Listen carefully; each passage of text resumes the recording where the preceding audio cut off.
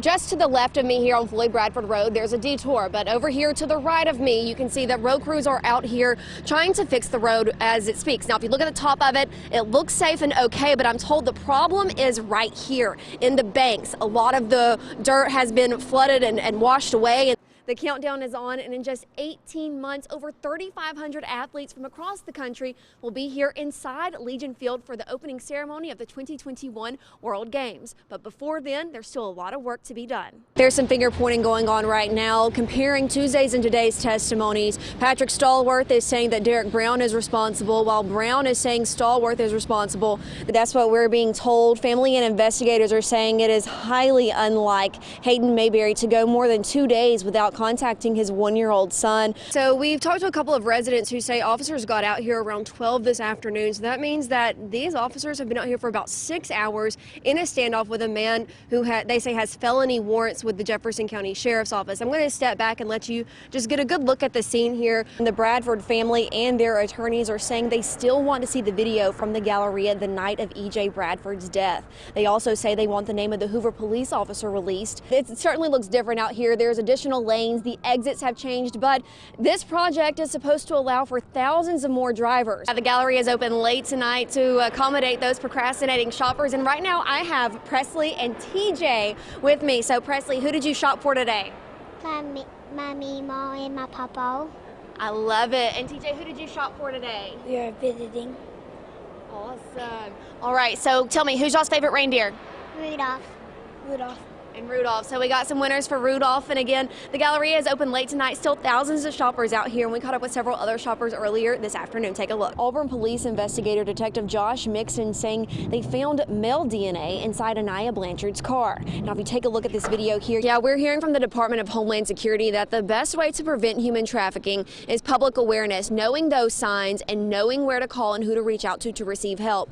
So the signs that are now inside the Birmingham airport, they do just that, a proactive approach, getting that message across. If you look here behind me, you can see what remains of this charred home here on Dartmouth Avenue in Bessemer. We're told the 2 bodies were found inside once the fire department extinguished the flames. And following the Birmingham City Council meeting, we caught up with Police Chief Patrick Smith. He says he's visited Detective Finke in the hospital, and he even saw the detective sit up. Tonight, many in the community continue to pray for his recovery. You can see the remnants of that house fire right here behind me. The community saying that they're in shock, but they are coming together to help. Protesters started out in front of Macy's and then made their way through the mall, calling out no justice, no shopping. They say they want Hoover police held accountable in the shooting death of 21-year-old Amantic Bradford Jr. Justice! Justice! Say his name, E.J. E.J. Protesters say Bradford was profiled and is the victim of racism. Well, they killed him for no reason at all. Here at the Galleria, an innocent black man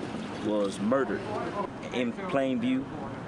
And we're realizing and we're trying to get the word out that there's a difference in race. His mother's only child. They didn't have to take him like that. Bradford was shot by police in front of Foot Action Thanksgiving Day. Police initially identified him as a suspect in the shooting that injured an 18-year-old and 12-year-old. They've since released Bradford did not shoot the 2 victims. Oh, he was a great guy. He was very respectable. He was just a great guy. We want accountability first, so an apology along with the resignation would be great from the mayor, the chief of police, as well as Captain Richter, because he's the one who sent out the message. Protesters are also upset at the Galleria's decision to reopen after Bradford was killed inside. It was a lifeless body in this mall, and it was totally ignored because 6 hours later, the mall was back open for business. Every business in there was open, like nothing happened. No justice, no shopping. The Justice League is calling for a boycott of the Galleria and in Hoover until changes are made. Reporting in Hoover, I'm Jessalyn Adams for CBS 42 News, local coverage you can count on. Birmingham police say that crime can go up as much as 42% between now and September. And that's why Birmingham Police Chief Patrick Smith says that they are combining community engagement with law enforcement to create safer communities. There is plenty of rain here in Eufaula, and these roads are absolutely saturated. Then they're going to travel down this rope and drop into the water while their teammates zip line, and then they're going to race to the finish. Now, after nearly 60 hours of competing and more than 50 miles on foot, these guys have overcome some severe obstacles to be named the coveted title of Best Ranger. I'm out here on Lake Harding. You can see there are people still out here boating and enjoying the weather today. You can actually see that billboard construction right here behind me, and you can see it's right here at the opening at the Donahue Ridge subdivision, where residents here are telling me it's creating an eyesore. Now, the shrine is not the only way American Village is keeping service members' stories alive. The Register of Honor allows those stories to be told for generations to come. It looked like Santa's helpers were at work this afternoon, bringing warmth to 71-year-old Joanne Stone's home. The community came together, and in the spirit of giving, repairs that usually cost a few $1,000s were free. Joanne Stone has been enduring the bouts of winter weather with only a few space heaters. Her neighbors say they know the temperatures are dropping and realize the 71-year-old needed help. I'm just blessed. I'm blessed to have good neighbors who are good friends also. I just knew it was the right thing to do, and that, you know, I couldn't stand the thought of her sitting over here cold when the rest of us had heat. Cater says she reached out to Brown Heating and Cooling, simply looking for an estimate. It was really a no-brainer. I knew I wanted to help her. The unit needed extensive repairs, and the company responded they would fix it for free. I just cried when they told me they were going to do this. I couldn't imagine, because I don't have any extra money for a big thing, you know. Heating and air is not cheap. The workers came out in Santa hats, turning on the heat. Well, it really makes you feel good. I mean, 'tis the season, it's that time of year. You know, it's just what you're supposed to do. You're supposed to help your neighbor, especially in the community of HUEYTOWN. It just really makes us feel good to help someone out. Warming Stone's home and the community's hearts. Everyone's family here. We're all very close, and we take care of our own. Oh, this is a miracle, you know. I thank God several times. Stone says that Jamie White is her Santa Claus this year, and she can't wait to set the temperature to 75. Live in the studio, I'm Jessalyn Adams for CBS 42 News. That's local coverage you can count on. They just finished singing the national anthem, which means contestants are about to take the stage to see who's going to be crowned the new 2018 Miss Georgia. From there, the Russell County Sheriff's Office says they obtained 2 arrest warrants and a search warrant to go and search a Hurtsboro home. Now let's take a look at these 2 suspects here. As you walk around this historical building, you can see that time has taken its toll with the broken windows and graffiti.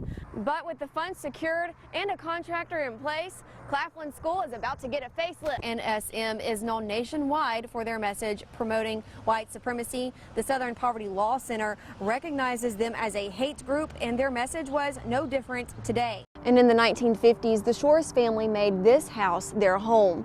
By the 1960s, the civil rights movement came blasting through their front door. Shores was one of the attorneys involved with the integration of the university. Throughout the service, there was praise and worship mixed with sadness. It's evident that many are still mourning KAMILLE "Cupcake" McKinney's death. Her family, along with thousands from across Birmingham, the state, even the nation, chose to celebrate her life and remember her joyous spirit. An abundance of love, support, and tears for 3-year-old KAMILLE "Cupcake" McKinney, the child whose life was taken too soon. Her uncle, Steve Long, says it best during his time at the podium.